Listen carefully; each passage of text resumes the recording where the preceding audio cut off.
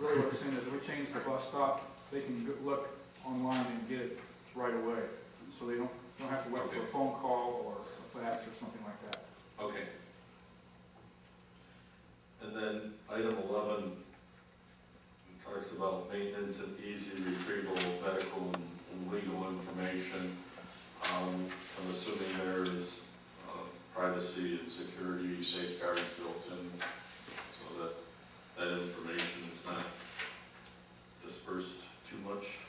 Yes, sir, that would only be available to like the immediate office if we need that. It's not something that's available to, even to somebody outside the transportation building. Okay, then moving to page 3 of the fleet vision module. We talk about fuel usage and efficiency tracking, and then even further on, work order systems and maintenance. Is that electronically integrated with our fuel dispenser system so that when, or will it be so that if a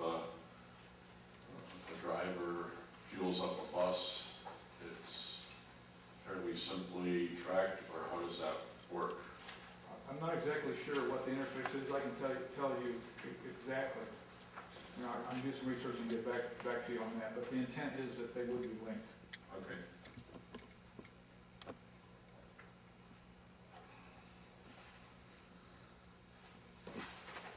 That's it. Thank you. Any other comments? Just maybe we need to go back to your discussions, the last meeting, that the bus purchases reflected efficiencies and routes that you had been working on. I don't want that fact to get lost, that we have another program that this is work that you've been doing, but this will just aid that work, so thank you. Item B under administration is board policy 3121, criminal history record check.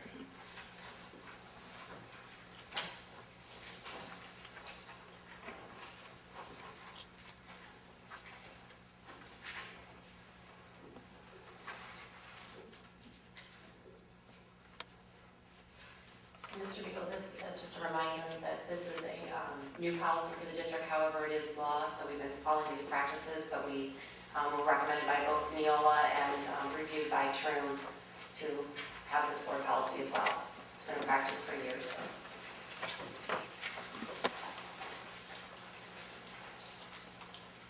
Questions from the board? Ms. Butler.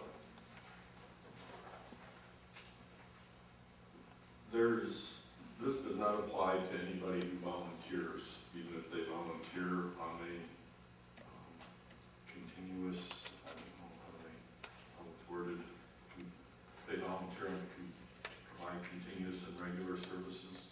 It does not, the law does not. The only time that we address in our board policy volunteers is through field trip overnight excursions, and those volunteers we do screen through our exact process of employees, and that's in the board policy section as well. And even state law Even, does not require any volunteer. correct.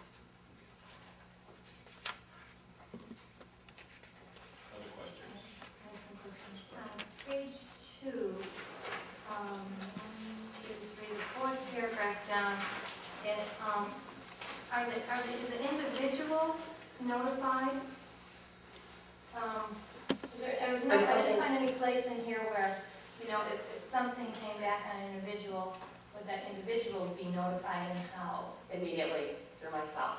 Okay, now is that in there? That would be part of a procedure for our hiring practices Some more as well. So procedural. yes, that's procedural. Okay, on the next page, under confidentiality, they said there was something I was kind of confused by I think it was the second sentence, records involving misdemeanor convictions for sexual or physical abuse or any felony are not subject to these restrictions.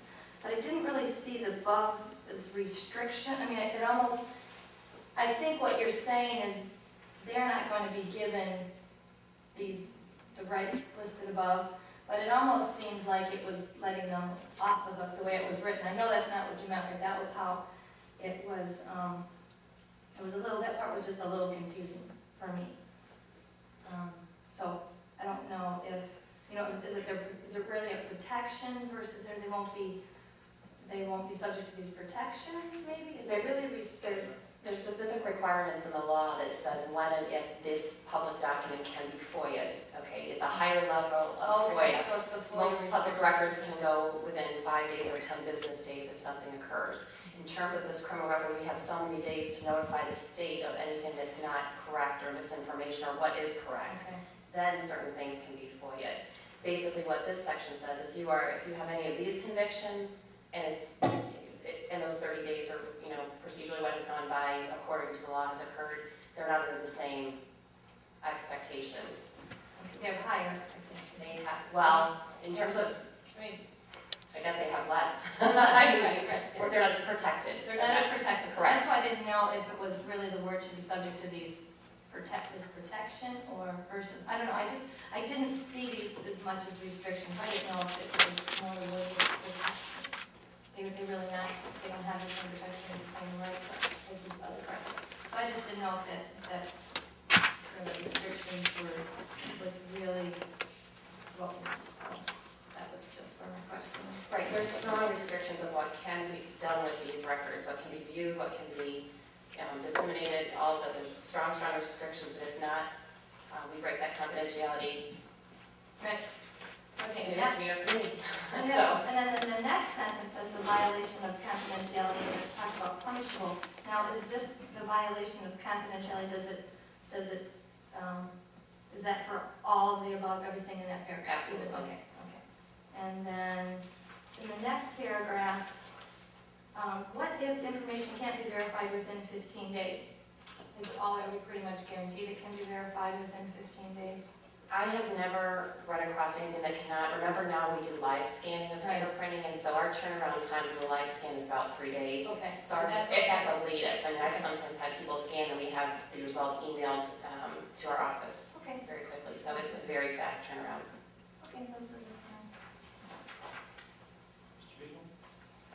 Yes, sir. Is most of the information listed in this procedures that we have to follow to meet our obligations, to enforce and follow the law that talks about criminal history background checks? There is some procedural interwoven here. There's also the legal language that's important in the policy, including the idea of contracted employees and those things. So it's similar to what you're going to see next, our FMLA policy, where it is recommended that the procedural components that are shown here are included in the policy.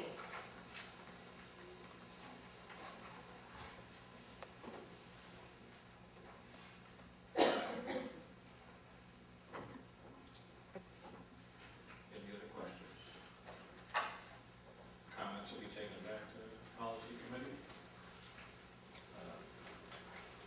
And 12C, board policy 3430.01, family medical leave policy.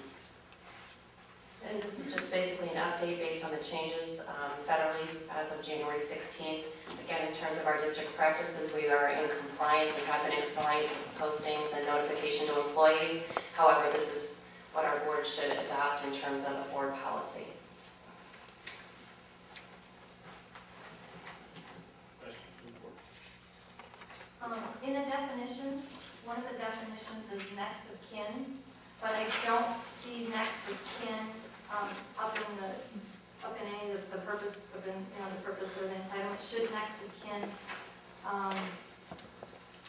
be referred to with the service member or with the covered military service member? Or I wasn't sure why we were giving a definition to that because it didn't. You would see that in the procedure and the paperwork that comes through on the, if an individual is requesting a leave to care for a service member, that if they have the legal documentation that they are the next of kin, Okay. that's So where you that see that. should that show up in this first paragraph where it says for care of the next to kin covered, or just covered is what we're saying, right? It's just, okay.